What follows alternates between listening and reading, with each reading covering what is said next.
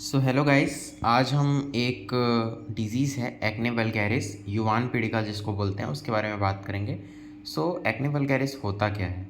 So it is a common inflammatory disease of pilosebaceous follicles seen in adolescents characterized by comedones which are secondarily infected resulting in papules, pustules, cysts, nodules and scars। ठीक है, तो acne vulgaris को आयुर्वेद में युवान पीड़िका से correlate किया गया है। ये मेनली जो है, ये जो अडल्सेंट्स होते हैं, मतलब कि जो जैसे कि जो प्यूबर्टी में एंटर कर रहे हैं, मतलब कि 25 साल से कम या 16 साल, मतलब वही 16 साल से 25 साल के बीच के जो लोग रहते हैं, उनमें ये जो है ज़्यादातर दिखने मिलता है।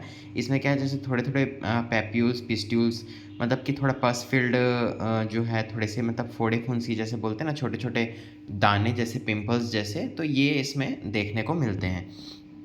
Acne or pimples typically occurs at puberty because of increased sebum production triggered by increased androgen like testosterone, estrogen। ठीक है, अब क्या होता है, एक्ने जो है, मतलब कि सीबम जो होता है, सीबम मतलब कि जो थोड़ा सा बोलते हैं ना ऑयली स्किन रहता है, तो हमारे जो हेयर फॉलिकल्स रहते हैं उससे ये रिलीज़ होता है। तो इसमें क्या होता है कि सीबम प्रोडक्शन जब प्यूबर्टी आती है, तो देखना कि जो थोड़ा सा फेस ज़्यादा ऑयली होने लग जाता है, तो क्या होता है कि एंड्रोजन जो सीबम प्रोडक्शन जो बढ़ता है ना, वो एंड्रोजन के प्रोडक्शन को भी बढ़ाता है, जैसे टेस्टोस्टेरोन, एस्ट्रोजन, इनको भी बढ़ाता है, और इसके कारण ये एक्ने वल्गैरिस जो है ये होता है।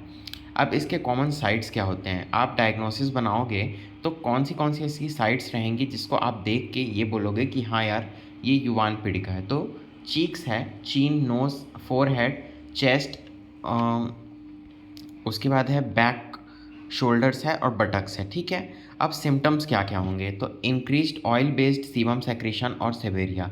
ठीक है, तो बहुत ज़्यादा चिपचिपा टाइप का स्किन से सेक्रेशन निकलेगा। पैप्यूल्स जो है वो निकलेंगे, है ना, जो मतलब दाने दाने जैसे स्किन वाले। जब आप बुक पढ़ोगे तो उसमें ये टर्मिनोलॉजीज आप क्लियर हो जाएंगे, मैं कभी और पीडीएफ में इसको शेयर भी कर दूंगा। ठीक है, पिस्ट्यूल्स है, सिस्ट है, एप्सिस है। ठीक है, एप्सिस मतलब थोड़ा पस फिल्ड टाइप का रहेगा। कोमेडे है, ठीक है, अ क्लॉग्ड हेयर फॉलिकल और better known as blackheads. ठीक है, काले धब्बे जिसको बोलते हैं। ठीक है, अब scarring sometimes associated with secondary infections like pus formation, redness, pain, ulceration. ठीक है, तो स्कार फॉर्मेशन होता है, जैसे दाने दाग जैसा हो जाएगा, तो उसमें जो है स्कार के अलावा और क्या क्या दिखेगा, जैसे पस फॉर्म हो जाएगा, रेडनेस रहेगी, पेन रहेगा और अल्सरेशन रहेगा। ठीक है, पिगमेंटेशन होगा, मतलब अलग से एक स्पॉट जैसा वो जगह में हो जाएगा। सेबोरेइक डर्मेटाइटिस और डैंड्रफ से भी ये कंबाइन हो जाता है। अब क्या क्या कॉजेज़ होते हैं, तो देखो जैसे मैंने ऊपर में जो बताया था वही है। High calorie diet, oily diet ज़्यादा ले रहा है कोई, स्टीरॉइड्स वगैरह ज़्यादा यूज़ कर रहा है ना, ह्यूमिडिटी और स्वेटिंग वाले जगह में ज़्यादा रह रहा है। ठीक है, कॉस्मेटिक प्रोडक्ट्स बहुत ज़्यादा यूज़ कर रहा है, तो उनको ये डिजीज़ होने के चांसेस रहते हैं। ठीक है, अब आगे हम बात करेंगे एक्ने वल्गैरिस के ट्रीटमेंट के बारे में। तो देखो जैसे कि, और यहाँ पे जितने हैवी फूड्स हैं, इरेगुलर बाउल हेड से, मतलब आयुर्वेद में तो बोला ही गया है कि रोगा सर्वे अपि मंदे अग्नि भवति। तो कोई भी डिजीज़ आपके पास आए, कोई भी जो है पेशेंट आपके पास आए, तो सबसे पहले तो आपको उसकी अग्नि की चिकित्सा करनी है, क्योंकि सर्वा रोगे मंदे अग्नि भवति जो है ये कंसेप्ट होता है आयुर्वेद में। तो आप ट्रीटमेंट कैसे स्टार्ट करोगे, तो सबसे पहला है कि कैशोर गुग्गुल। कैशोर गुग्गुल स्किन डिजीज़ में देने वाला एक बहुत ही इंपॉर्टेंट मेडिसिन है। गुग्गुल का एंटी इन्फ्लामेटरी एक्शन भी होता है और मेद पे भी बहुत अच्छा काम करता है। तो यहाँ पे थोड़ा सा इन्फ्लामेटरी कंडीशन है, तो इसके लिए कैशोर गुग्गुल में थोड़ा त्रिकटु वगैरह भी मिला रहता है, तो ये आपकी डाइजेस्टिव फायर को भी वो करेगा, एक्सेलरेट करेगा, और आपका जो है ब्लड को प्यूरिफाई करने में भी हेल्प करेगा। इसके अलावा है गुड़चादी लौह, इसके मतलब अल्टरनेटिव में आप दे सकते हो 1 to 2 टाइम आफ्टर फूड।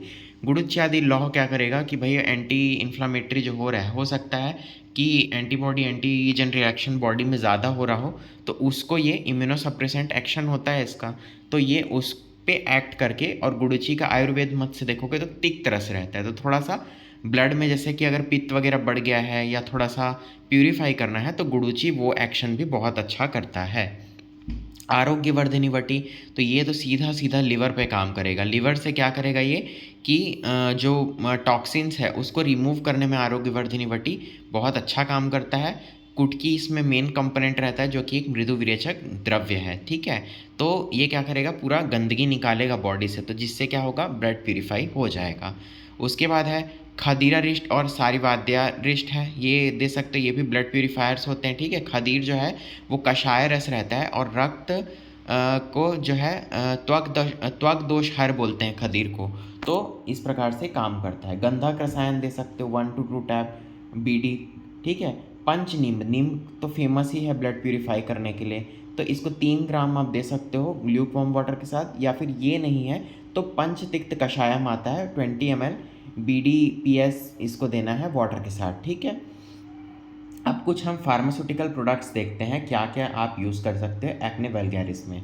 तो प्यूरिन, प्यूरिडोल या बैक्टीमो 1 to 2 टैब डेली आप यूज़ कर सकते हो वाटर के फूड के बाद, ठीक है। बैक्टीमो, बेलो, प्यूरोडिल, सैफी 2 TSF ट्वाइस और थ्राइस डेली, ठीक है। ये ब्रांड्स हैं, इसको आप सर्च करके इसके कंटेंट देख सकते हो। इसमें मेनली वही नीम, हरिद्रा, तुलसी, जितने ब्लड प्यूरिफाइंग वाले एजेंट्स रहते हैं सब। उसके बाद कैप, नीम गार्ड, नीम और मंजिष्ठा भी पित्त शमन करता है और ब्लड प्यूरिफाई करता है।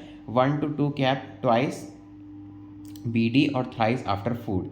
क्लैरिना नीम फेस वॉश यूज़ कर सकते हो। एक्ने पिंपल क्रीम क्लैरिना एक्नोविनॉइट है, अप्लाई लोकली थ्राइस डेली, ठीक है। उसके बाद होम रेमेडीज़ क्या क्या यूज़ कर सकते हो, तो गार्लिक जो रहता है ना, उसका पेस्ट आप अफेक्टेड एरिया पे लगाओ। नीम के पत्तों को हल्दी के पेस्ट में मिला के आप लगा सकते हो। उसके अलावा आप जो है चंदन जो है और रोज़ वाटर जो है उसका पेस्ट लगा के आप लोकल एप्लीकेशन कर सकते हो। इसके अलावा हल्दी है, रक्त चंदन है, उसका पेस्ट बना के रोज़ वाटर में मिला के लगा सकते हो। ये नॉर्मल भी आप अपने फेस के लिए यूज़ करोगे तो आपके फेस का ग्लो बढ़ेगा। एडवाइस क्या क्या देना है कि भैया ऑयली फूड, जंक फूड मत खाओ, है ना। फाइबर रिच डाइट जो है वो ज़्यादातर खाओ, ठीक है, क्योंकि वो कॉन्स्टिपेशन नहीं होने देगा। पानी ज़्यादा से ज़्यादा पियो, ठीक है। ग्रीन वेजिटेबल्स और विटामिन रिच फ्रूट्स आप खाओ, सीजनल फ्रूट्स खाओ, है ना। और pressing the affected areas by nail should be avoided, मतलब जैसे कि पस वाला रहता है ना, तो उसको आप क्या फोड़ोगे तो वो दाग बन जाएगा और निकलेगा नहीं। मीट और एग्स को अवॉइड करो, ठीक है। तो आज हमने जो है एक्ने वल्गैरिस देखा है, ठीक है। अब साथ में एक छोटा सा और टॉपिक है, ये भी देख ही लेते हैं। सो एक काम करते हैं, इस टॉपिक को हम नेक्स्ट क्लास में देखेंगे। Thank you.